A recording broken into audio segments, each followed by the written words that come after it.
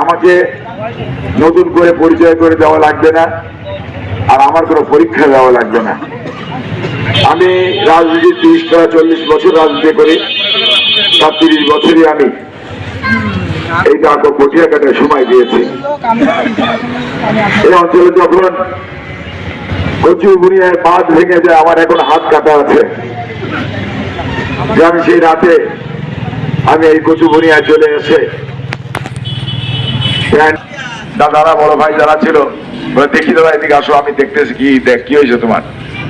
তখন দেখেছি ওই মাটির কাদার মধ্যে দিয়ে তার মানে লতরা দিয়ে তারা ওইখানে আমাকে বেঁধে দিল।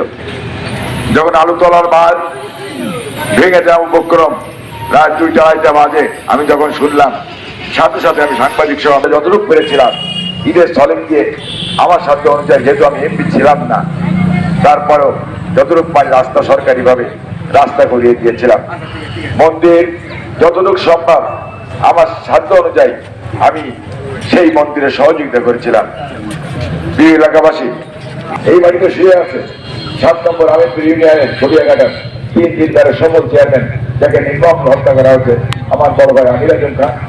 3 দিনদারের চেয়ারম্যান আমার ভগ্নিপতি ইসু আলী মোল্লা, যাকে নির্মমভাবে হত্যা করা হয়েছে। এই মাটিতে তিনিও শুয়ে আছেন। আমি তো এই মাটি ছেড়ে যেতে পারবো না, পারবো? আমাকে যাওয়ার সুযোগ আছে।